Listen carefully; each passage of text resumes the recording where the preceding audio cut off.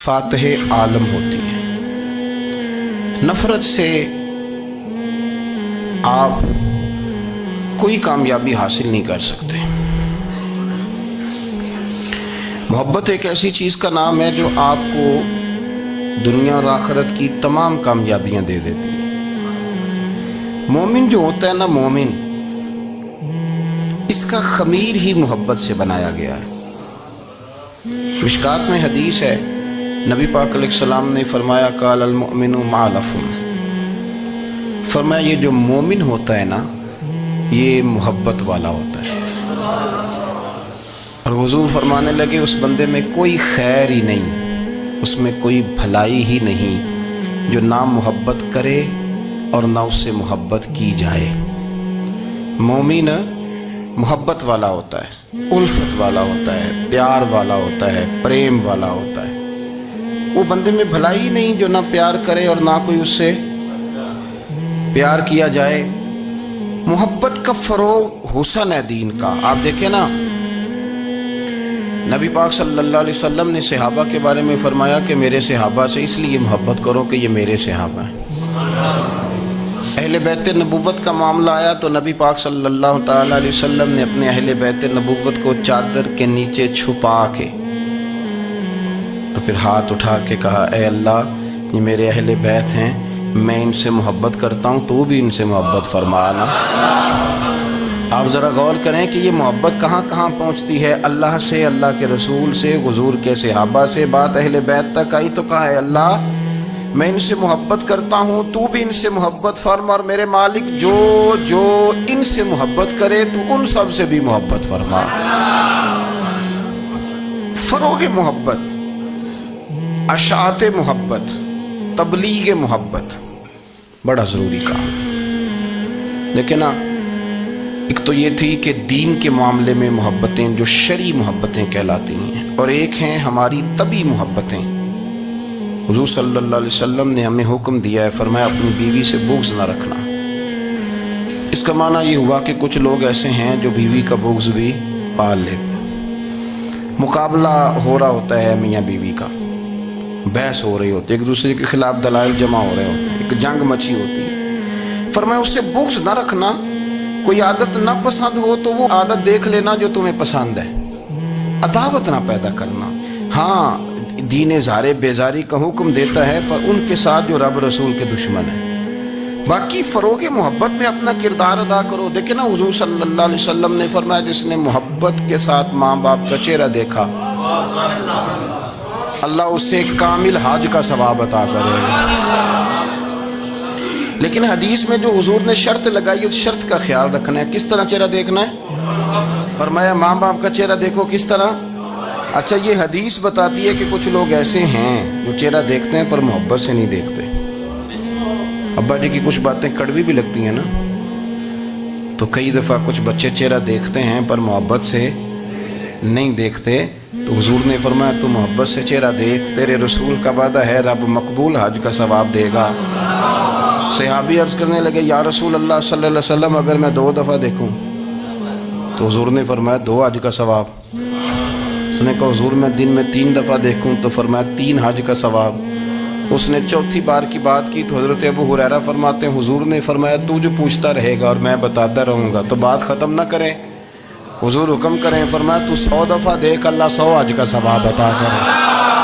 بات کو ختم کرتے ہیں۔ تو جتنی دفعہ دیکھ، اللہ تجھے اتنے حج کا۔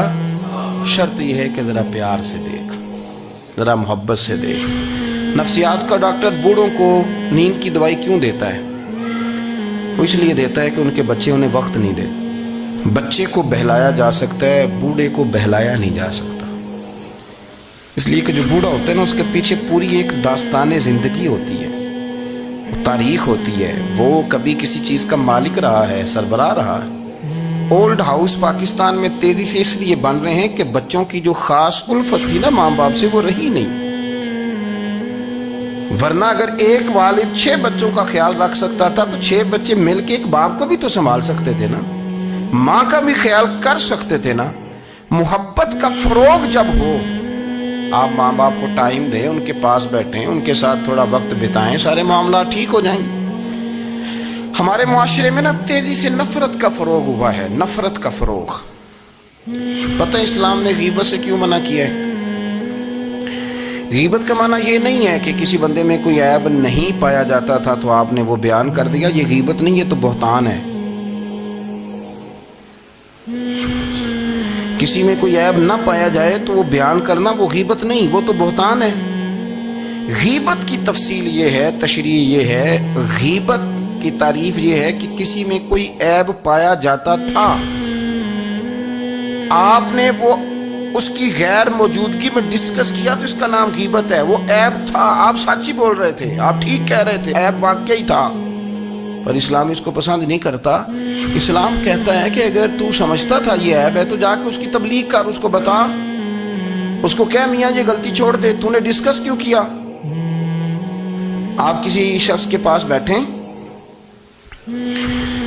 اور کسی دوسرے آدمی کی تعریف کریں، آپ کہیں کہ بڑا اچھا ہے، بڑا بامروت ہے، مہمان نواز ہے، با اخلاق ہے، وعدے کو وفا کرنے والا ہے، دیانتدار ہے، سچ بولتا ہے، آپ تعریفیں کریں۔ آپ کسی کے سامنے تعریف کریں گے نا تو بندہ کہے گا یار کسی دن ملاقات تو کرا، اور جب وہ ملے گا تو اس کی آنکھوں کے اندر ایک خاص کشش ہوگی، پیار ہوگا، ملنے کو جی چاہے گا، ایک خاص راحت ہوگی۔ یہ کب ہوگا؟ جب آپ نے کسی کی تعریف کر دی۔ لیکن اگر آپ کسی کی غیبت کریں گے، کسی کے بارے میں کہیں گے بڑا غلط ہے جی، لوٹ لیتا ہے جی، چور ہے جی، فاسق ہے جی، تو بندہ اگر کبھی مل بھی گیا تو اس سے سلام لینے کو دل۔ ہم نے پتہ کیا کیا ہے؟ تیزی کے ساتھ فروغ پایا ہے ہمارے ہاں نفرت کا ماحول، تیزی کے ساتھ فروغ پایا ہم نے نا، تیزی سے۔ آپ کھول لیں، کوئی یوٹیوب کھول لیں، کوئی ایسا چینل کھول لیں، بس لڑائی ہے، فلانا فلانے سے لڑ رہا ہے، فلانا۔ مذہبی لوگوں کی میں منت کرتا ہوں کہ خدا را دین کو اس طرح کا ماحول تو نہ آپ دیں کہ لوگ کہیں کہ ان میں کوئی شے ہے ہی نہیں، فلانا فلانے کا جواب دے رہا ہے، فلانا فلانے کا، اور بازاری زبان استعمال کی جا رہی ہے۔ اور ٹھیک ہے، مسلمات جو طے تھے لوگوں نے تو ان کو بھی چھیڑنا شروع کر دیا، اور تضحیق کی جاتی ہے، لفظ اس طرح کے اختیار کیے جاتے ہیں جو ویسے ہی وزادار آدمی بولنا پسند نہیں کرتے۔ کیا آپ اپنی شکل دکھا رہے ہیں کفر کو کہ یہاں نفرت ہی نفرت ہے، اور وہ باتیں جن کو بالکل چھیڑنا نہیں چاہیے تھا ان پر بھی آپ کلام کرتے ہیں۔ آپ نے کوئی چیز نہیں چھوڑی، اس پر آپ نے بحث نہ کی، وہ الجھایا نہ، وہ میلہ لگا دیا، اللہ جانے کوئی کیا بول رہا ہے۔ دعوت دین کون دے گا؟ پیغام حق کون سنائے گا؟ فلانا فلانے کا جواب دے رہا ہے، اور پھر وہ دوسرے کا جواب دے رہا ہے، تیسرا تیسرے پہ تبصرہ کر رہا ہے، چوتھا پانچویں پہ تبصرہ کر رہا ہے۔ یہ کب تک بات ایسے چلی؟ یہی حال سیاسی لوگوں کا ہے۔ میرے ملک کا جو نوجوان اب بڑا ہو رہا ہے نا، میں بڑی ذمہ داری سے بتا رہا ہوں، وہ جیسے ہی بڑا ہوتا ہے تو وہ سمجھتا ہے میں ڈاکوؤں کے ملک میں پیدا ہوا ہوں، وہ سمجھتا ہے یہ شاید چوروں کی دھرتی ہے، وہ سمجھتا ہے شاید یہاں سب دھوکے باز ہیں۔ ہم اس طرح سے نچوڑ کے لوگوں کے دلوں میں نفرت بھری ہے، نچوڑ کے کہ لوگ سمجھنے لگے ہیں اس ملک میں تو کوئی بندہ دیانتدار ہے ہی نہیں، کوئی بندہ اچھا ہے ہی نہیں، کوئی بندہ نیک ہے ہی نہیں۔ مذاق اڑاتے ایک صاحب میرے پاس آئے ہوئے تھے، کہنے لگے پیر صاحب 11 سال ہو گئے پولیس کی نوکری کرتا ہوں، 1 روپیہ رشوت نہیں لی۔ وہ چلا گیا، میں نے اسے تھپکی دی تو وہ نکلا ہے، تو ایک بندہ کہنے لگا سب انہیں جو ہوتے نہیں نہ سکتا۔ میں نے کہا یار تو منشی ہے اللہ کی رحمت کا، یہ میرے رسول اللہ کا دین ہے اور قیامت تک لوگ اس پر عمل کریں گے۔ اس نے 11 سال کا ہے، وہ 40 سال بھی کہتا تو میں ماننے کو تیار ہوں۔ کیوں کچھی باتیں کرتے ہیں؟ آپ نے تو تباہی کر دی، کوئی بندہ ٹھیک نہیں بچا۔ ایسے میلہ لگا ہوا ہے، اس دھرتی کو آپ برا کہتے ہیں، اس کو چوروں کی اور ڈکیت کی اور فراڈ لوگوں کی آپ دھرتی کہتے ہیں۔ یہ وہ دھرتی ہے جس نے داتا گنج بخش علی حجویری جیسے لوگ رکھے ہوئے، یہ وہ دھرتی ہے جہاں بابا فرید جیسے لوگ بستے ہیں۔ کیا بات کرتے ہیں صاحب، یہ اتنے بزرگ ترین لوگ یہاں بستے ہیں اور آپ کیا بات کرتے ہیں؟ اور دیکھیں میں بالکل ہی غیر سیاسی اور غیر جانبدار رہتا ہوں ملکی معاملات میں، لیکن جس شخص نے پاکستان کو ایٹمی قوت بنانے کے لیے، اب تو بڑی عمارت ہو گئی ہے، غربت میں جس بندے نے کام شروع کیا تھا کہ ایٹمی طاقت بن جائے، اس نے کوئی کام کیا کہ نہیں کیا؟ آپ کو پاورفل بنایا کہ نہیں بنایا؟ کبھی تبصرہ ہوتا ہے اس پر بھی؟ ہمیں لاکھ اختلاف صحیح، ہم بھی بات کرتے ہیں مخالفت میں، لیکن تباہی نہیں اتار دی ہم نے توہین کر کر کے، نفرت پھیلا پھیلا کے۔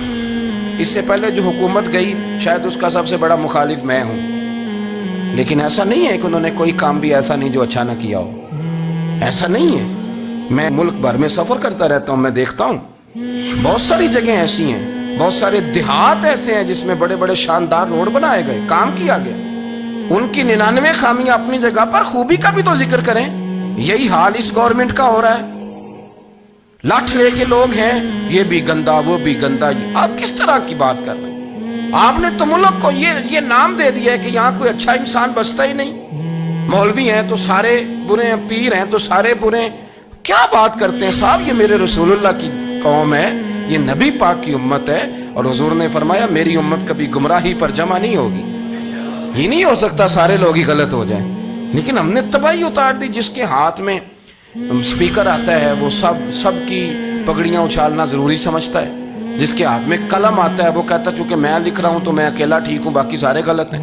محبت کو فروغ دیں، پیار کریں، اخوت کا رنگ دیکھیں۔ آتم تائی کی بیٹی مجرم بن کے آئی تھی، مجرم بن کے، کلمہ نہیں پڑھتی تھی، اور اس کو سامنے کھڑے کر کے میرے نبی پاک نے فرمایا تیرا باپ کلمہ نہیں پڑھتا تھا پر اس میں عادتیں اچھی پائی جاتی تھی، اس کی صفات ٹھیک تھیں۔ یعنی حضور تعریف کر رہے ہیں، نبی پاک تعریف، اور ہماری زبان گونگ ہو جاتی ہے تعریف کی دفعہ۔ ہم تو جو میری بات مان گیا وہ بندہ ٹھیک ہے، اور جس نے میری بات نہیں مانی وہ بندہ درست ہے، یہ گونگ ہو جاتا ہے ہمارا مزاج۔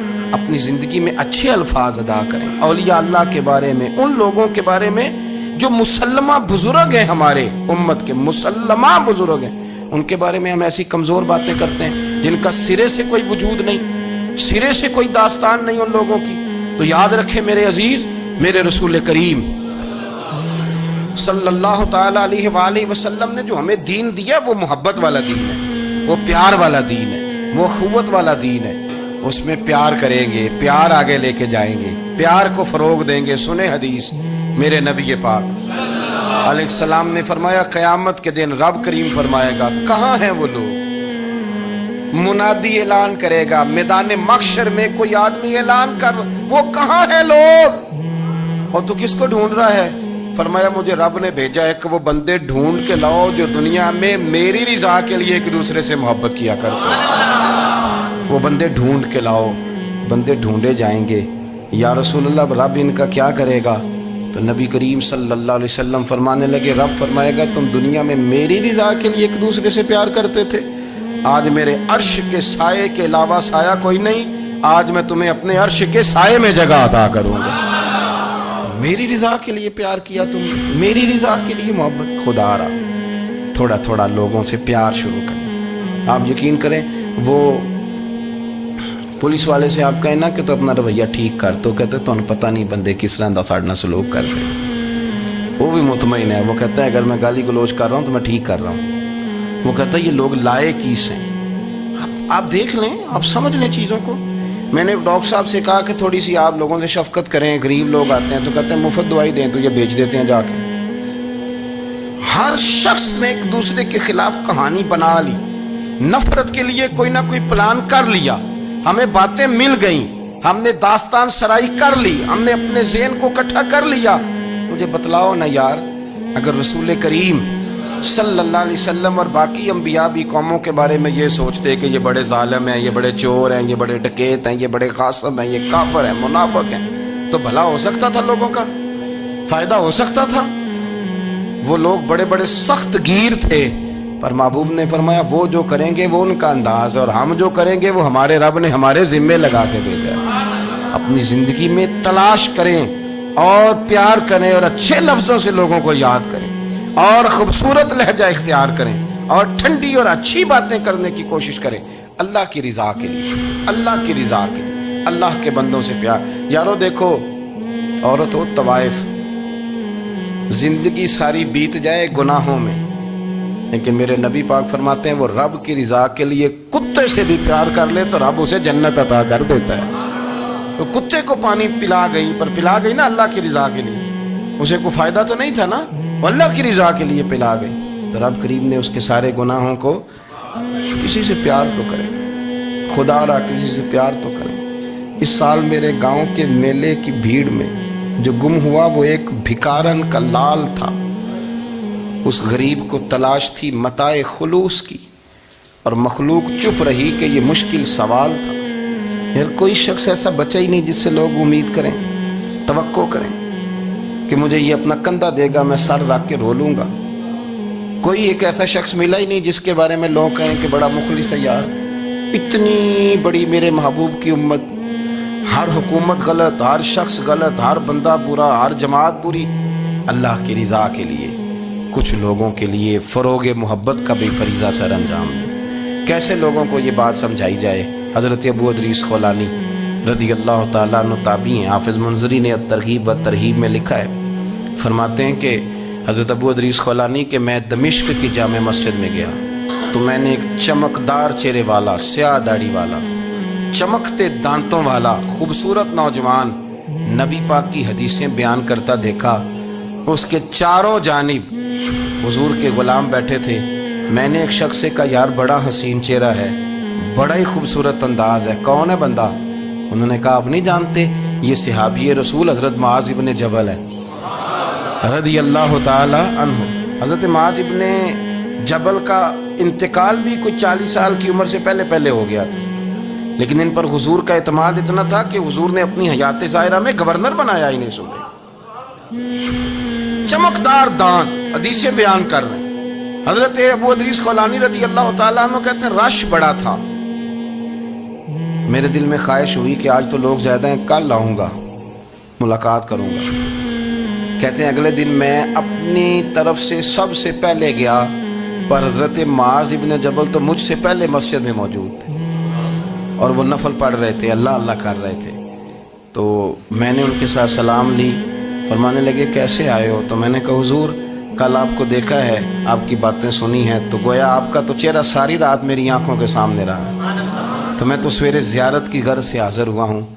اللہ کی رضا کے لیے مجھے آپ اچھے لگے، اللہ کی رضا کے لیے۔ کوئی بندہ ایسا بھی تو ہو نا، کوئی غریب، کوئی مسکین، کوئی عالم، کوئی صوفی، کوئی درویش، کوئی ذاتی تعلق نہ ہو، تعلق کیا ہو؟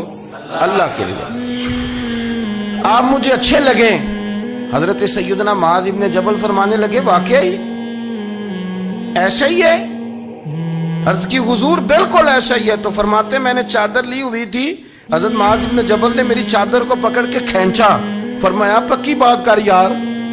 میں نے کہا حضور پکی کر رہا ہوں۔ تو فرمانے لگے سن پھر میں نے نبی کریم سے سنا ہے، رسول کریم علیہ السلام نے فرمایا جو دو بندے رب کی رضا کے لیے پیار کرتے آپس میں، اللہ ان دونوں سے محبت فرماتا ہے۔ سن پھر اس کو یاد رکھنا، اللہ ان دونوں سے محبت کرتا ہے۔ حضرت ابو ادریس خولانی سے کوئی پوچھتا تھا نا کہ دنیا میں جانا ہے تو سرمایہ کیا ہے، تو فرماتے تھے یہ جو میں نے چادر لی ہوئی ہے نا، اس چادر کے اندر میرا وجود ہے، اور وجود کے اندر میرا دل ہے، اور دل کے اندر میں نے حضرت معاذ ابن جبل کو رکھا ہوا ہے، میں نے وہاں ان کا ٹھکانہ بنایا ہوا ہے، وہاں ان کا ٹھکانہ ہے۔ یہ دور ہی نکتہ چی ہے، کہیں چھپ کے بیٹھ جا، اور جس دل میں تو مکی ہے وہیں چھپ کے بیٹھ جا۔ اقبال کہتے ہیں جس دل میں تو مکی ہے وہیں چھپ کے بیٹھ جا۔ دوستو رسول اللہ صلی اللہ علیہ وسلم کے غلاموں نے مالک کی رضا کے لیے لوگوں سے پیار، فروغ محبت میں کردار ادا کیا، اور بہترین کردار۔ آپ اپنی زندگی میں کچھ چیزیں ایسی بنائیں جن میں فقط اللہ کی رضا کے لیے محبت، خالق کی رضا کے لیے پیار، خالق کی رضا۔ آپ یقین کریں اگر تھوڑا تھوڑا کر کے ہم اس محبت کو فروغ دیں نا اپنے دلوں میں، تو بہت سارے بادل چھٹیں گے۔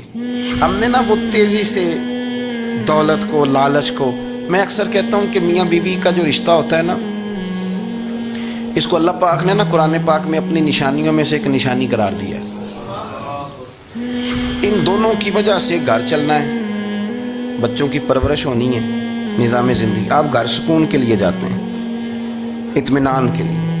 آپ اپنے گھر کے اندر جیسے بھی ہوں، آپ کہتے ہیں یہاں مجھے کوئی پریشانی، یہ میرا اپنا بیڈ ہے، اپنا بستر ہے۔ لیکن اگر اسی رشتے میں جب آپ بیج بوئیں تو سب سے پہلے دولت کا بوئیں۔ اگر لڑکے والے یہ لالچ کرتے ہیں نا لڑکی کیا لے کے آئے گی، تو لڑکی والوں کا بھی لالچ ہوتا ہے کہ لڑکا کماتا کیا ہے۔ ان کو بھی پتہ ہوتا ہے کہ کتنے پیسے لاتا ہے, کیا کمائی ہے, کتنا کچھ جھاڑو پھیر لیتا ہے. آپ نے جب بنیاد یہ رکھی, مجھے دیانتداری سے بتانا کہ پورا نیک ہو, پورا شریف ہو, پورا پرہیزگار ہو, لیکن دولت صحیح نہ کماتا ہو تو رشتہ آسانی سے ہو جاتا ہے. وہ بس سارا کچھ ٹھیک ہے, صرف کمائی تھوڑی سی کم ہے, وہ مشکل سے گزارا ہوگا. وہ کہتے ہیں نہیں کہ نہیں, بھوکے تو نہیں نہ مرنا. کیوں؟ ہم نے اس کے اندر جب دولت کو شامل کر لیا, آ گئی دولت, تب جس رشتے کی بنیادی دولت پہ ہوگی وہاں آپ وفا تلاش کریں گے, وہاں آپ خلوص تلاش کریں گے, وہاں ہم للہیت تلاش کریں گے. اللہ کرے ہو جائے, لیکن وہ ہمارے مائنڈ سیٹ میں یہ بات ہوتی ہے کہ یہ جو معاملہ ہے یہ گڑبڑ ہے. اگر رضائے الہی مقصود ہو, اگر اللہ کی رضا مقصود ہو. حضرت فاطمہ بنت قیس ایک صحابیاں تھیں, انہیں طلاق ہو گئی.